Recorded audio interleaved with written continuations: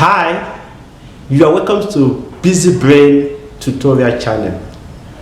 Always remember to subscribe to our channel for intensive tutorial. Today, we want to examine what leadership is all about.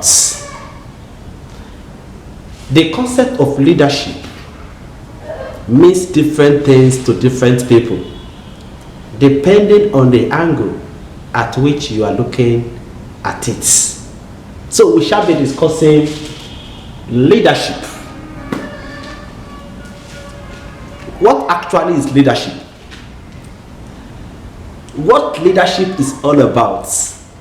That is the message we are going to be passing today. My fellow viewer, leadership is all about responsibility, not position. Leadership is all about responsibility, not popularity. Hear this again. Leadership is all about responsibility, not religion, sentiment, and tribalism. Okay, leadership is all about responsibility, not qualification. It doesn't matter the level of your qualification. It is all about responsibility. All right? Leadership is all about responsibility and not favoritism, not sentiments. So today, we are going to be talking deep about the concept of leadership. All right?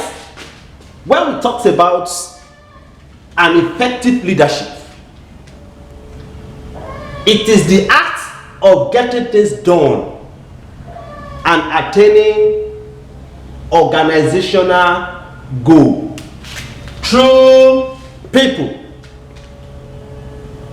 This is what makes us, this is the meaning of the concept of an effective leadership. All right? Thank God for Nigeria today. When I'm talking about leadership, I am not talking about politicians alone. If you are the head of your family, you are a leader. If you are the head of a church, you are a leader. If you are the head of the youth, you are a leader. If you are the head of a community, bear in mind, you are a leader. If you are a chief imam of the mosque, you are a leader. So be ready to be responsible. If you are not ready to be responsible, don't go there. Only people that are responsible can be given a responsibility of a leader. All right? Now, thank God for my country, Nigeria, today. God has blessed our country with leaders that are worthy of emulation. God has blessed us with leaders that are up to standard. Leaders that are God-fearing. As a case study of the president of this country, I'm talking of President Muhammadu Buhari. He is a leader.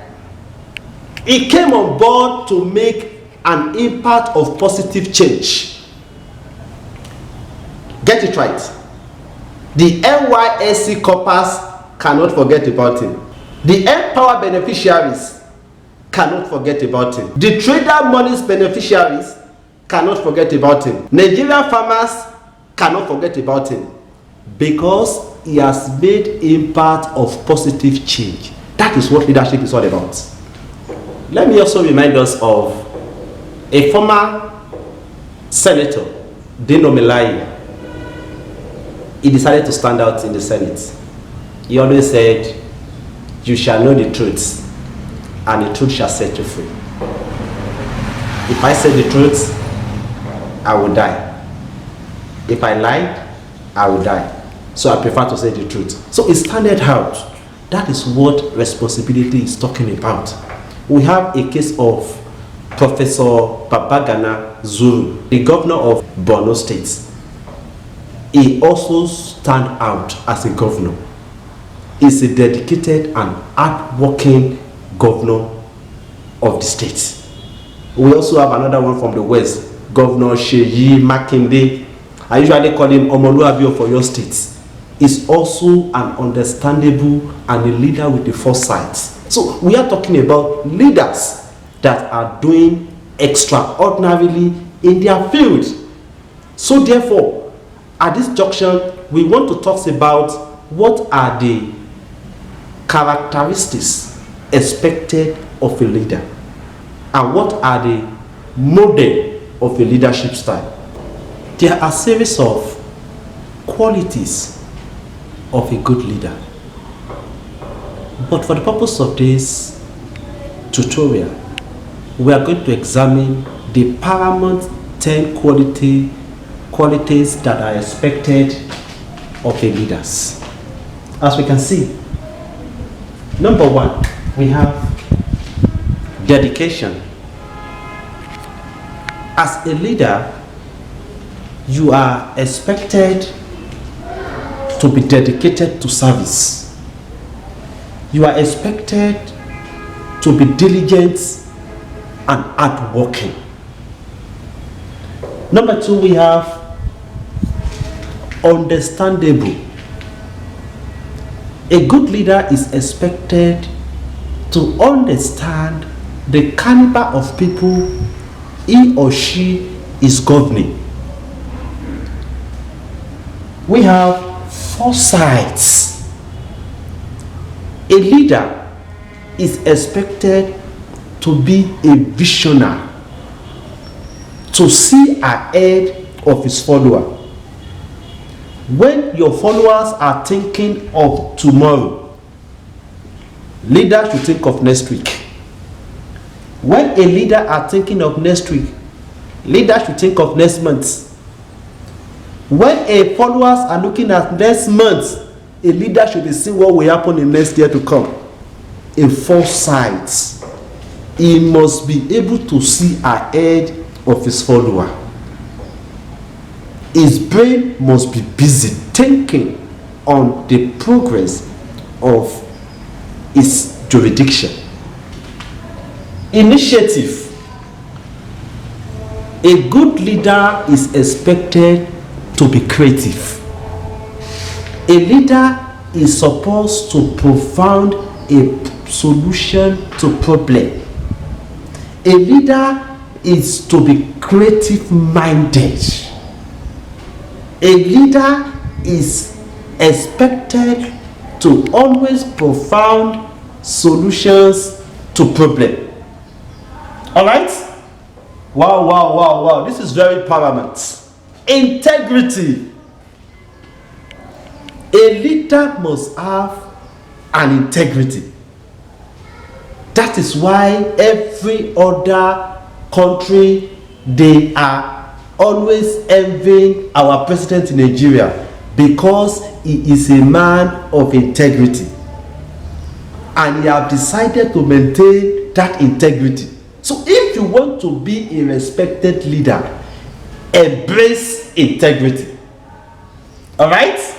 Leadership experience. You must have leadership experience for you to perform better and effective as a leader. Ability to work with people. Yes. A leader must be able to work with people. Ambition. What do you have in mind to do? What are your goals and objectives of becoming a leader? These are paramount. Ability to adapt to change. Lastly, dependability. A leader must depend on his vision. A leader must depend on his goals.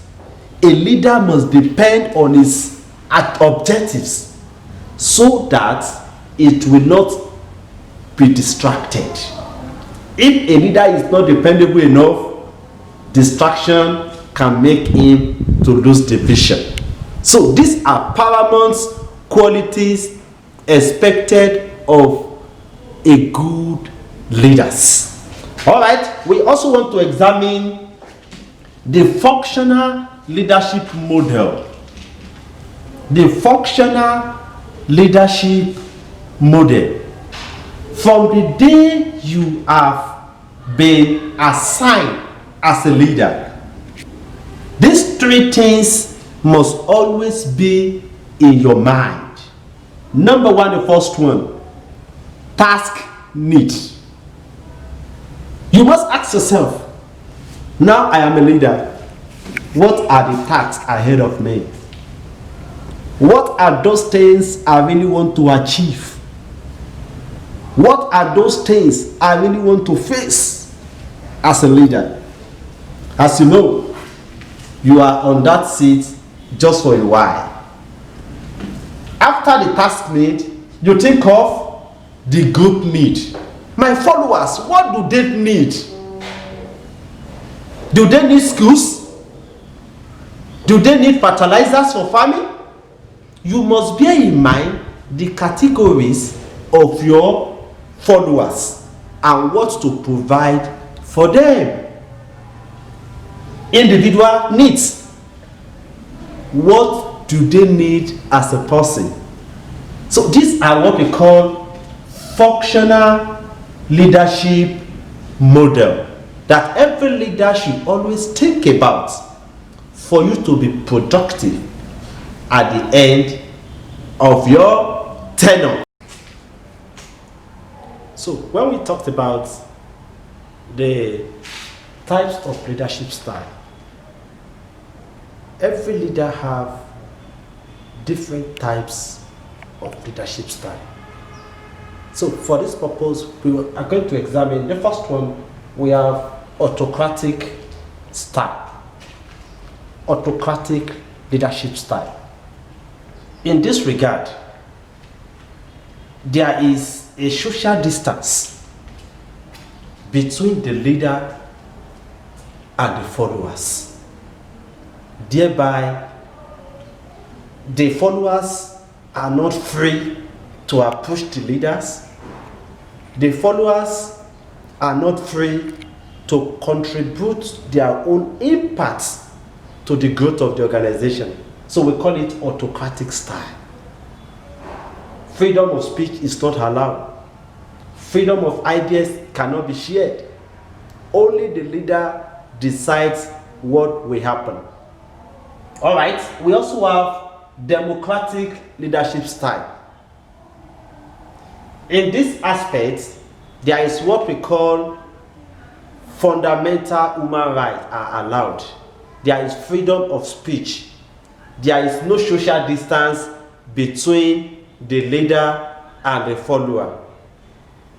The followers can contribute to the growth of the organization. We have laissez-faire. It is also known as free rein.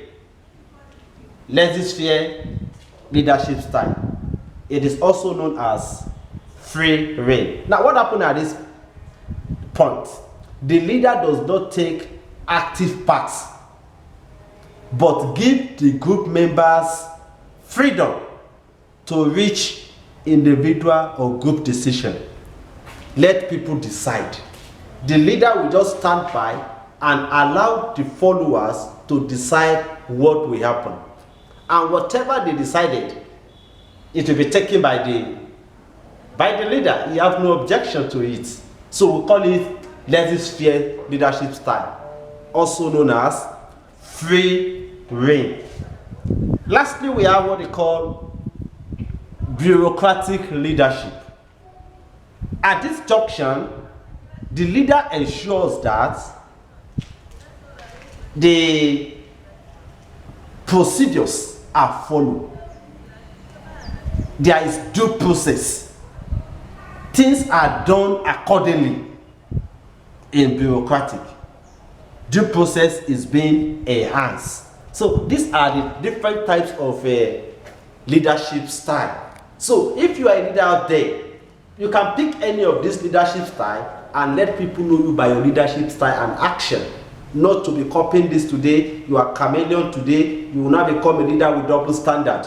So which is not good. So we move now forward to the factor affecting effective leaders. So many leaders out there, they are supposed to be effective. Why are they not productive? Why are they not making any impact while in office as a leader? So let's look at the factors one after the other. You can see number one, primary conflict. When there is conflict, the conflict is inevitable. A good leader should be able to manage conflict, misunderstanding, strife, disagreement. It is bound to happen. So when there is conflict, it will hinder effective leader, as we know. Number two, we have internal disharmony. This is when there is no unity. We have financial constraint. When a leader has a goals to achieve, he has an objective to achieve, but when there is no money, he can do nothing. We have unqualified. When the wrong people are on the right seats, there is bound to be a problem. When the good people, the qualified personnel are not in place, when the right manpower is not holding the right offices, problem is bound to happen. So, abuse of power and authority by leaders. We have some leadership overdue. They abuse the power given to them. They perform above their expectation. They do what they are not supposed to do. They major on minor and the minor on the major. So as a leader, you must act in the area of your coverage and jurisdiction. So these are the factors. There are so many of them, but I just want us to observe these 5 important factors affecting effective leadership in the world. Thank you very much. I am Busy Brain. Don't forget to always subscribe to my YouTube channel for more lecture, information, and impartation. See you next time.